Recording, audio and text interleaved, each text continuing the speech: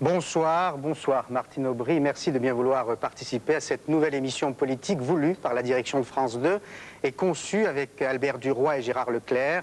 Son principe est simple, permettre un échange le plus direct, le plus concret qui soit, entre l'invité politique et des Français confrontés aux problèmes qui sont de votre ressort. Il est évident que d'abord, il y a un manque de formation et c'est difficile de trouver un emploi lorsqu'on saute d'un emploi à un autre et lorsqu'on n'a pas choisi soi-même réellement un emploi. Alors, le manque de formation, c'est difficile parce que ça nous amène à avoir des petits emplois et donc d'avoir des CDD. Et Madame la Ministre, lorsque vous dites les CDD, ça ne doit pas servir beaucoup. Moi, dans mon entreprise, je ne m'en sers pas beaucoup et je vous le garantis. Mais cela étant dit, sur des petits boulots, on s'en sert. Parce que, justement, on recherche des emplois avec qui ont de l'expérience, et cette expérience, c'est vrai aussi qu'on la retrouve avec 1, 2, 3 CDD qui se succèdent, parce que là aussi, moi j'estime que lorsque je vois arriver un curriculum vitae avec 3 CDD qui se succèdent, c'est quelqu'un qui a envie de bosser, et c'est quelqu'un qui s'est formé, et bien, même s'il a fait 3 CDD successifs, il m'intéressera toujours plus. Donc, dans ce sens-là, je pense qu'il ne faut pas jeter trop la pierre dans les chefs d'entreprise. Ensuite, lorsque vous parlez des emplois jeunes, je ne connais pas très bien les emplois jeunes, mais c'est des emplois quand même qui se dirigent vers des emplois étatiques, voire para-étatiques, voire pour des associations.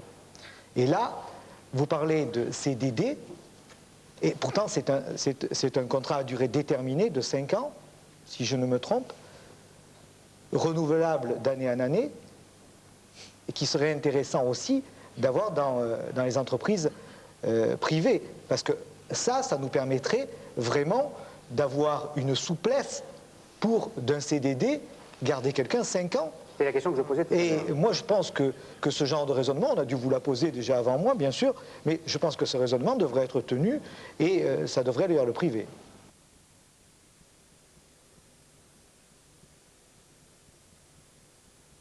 On va commencer avec Max Alouni, bonjour. Bonjour. Vous êtes patron de Halbach, c'est une entreprise de carrosserie à Nice, il y a 105 employés, et vous êtes engagé sur la voie des 35 heures, c'était en avril dernier.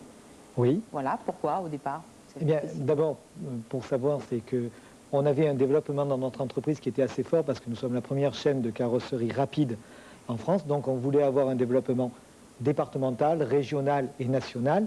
À partir de cela, il fallait que, commercialement parlant, nous soyons meilleurs que nos concurrents. D'accord, ça c'est du baratin de pub. Non, mais si vous voulez. Concrètement, comment vous faites comment vous faites pour être ouvert 6 jours par semaine avec des semaines ramenées à 35 heures? Non, ce qui est important, c'est qu'on est ouvert 6 jours par semaine, oui, mais on est ouvert aussi de 7 h du matin à 19 h 30 le soir.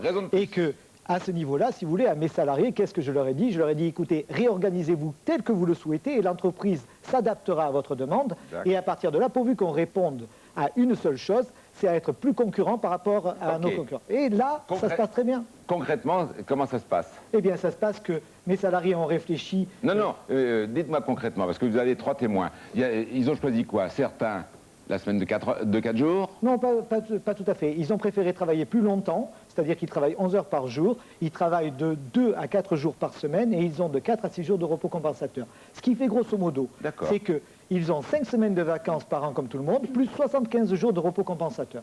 Voilà, c'est ce qu'ils ont obtenu et nous, on a été obligés de créer 2 équipes, d'embaucher 40% de personnes en plus, ce qui n'est pas rien quand même, parce que quand vous parlez de certains patrons, tout à l'heure en souriant un petit peu, je peux vous en parler, 40% de personnes en plus à embaucher, ça veut dire quoi? Ça veut dire qu'il faudra faire 35% de chiffre d'affaires en plus. Ça veut dire qu'en tant que principal actionnaire, parce que c'est une petite entreprise de 100 personnes qui sera de 150 avant la fin de l'année, mais pour un principal actionnaire, c'est un risque financier fort. Donc il ne faut pas que se moquer des patrons. Ah mais on ne se moquait pas, c'était le professeur Gassio. Vous faites allusion au professeur Gassio, qui vient, je le dis pour tous ceux qui viennent nous rejoindre seulement maintenant, il est tous les jours en ouverture de l'émission vers moins le quart. Je voulais juste savoir, Max, pour les salaires, comment vous avez fait? Eh bien, pour les salaires, on a fait deux choses. Premièrement, on a gelé les salaires parce que quelque part, on part un petit peu à la recherche. Hein, c'est un deal important. Mais par contre, on n'a pas freiné les salaires de ceux qui montent, c'est-à-dire qu'ils évoluent dans l'entreprise. Les postes évolutifs, on ne freine pas les salaires. Par contre, on a gelé les salaires pendant 3 ans. 27 emplois supplémentaires. Aujourd'hui, 27. Et d'ailleurs, il faut en parler. On ne trouve pas les 15 qui nous manquent. Donc, si vous avez des... Gassio, toi qui cherches du boulot. On en embauche sur la Côte d'Azur et dans des bonnes conditions. Et c'est sur la Côte d'Azur.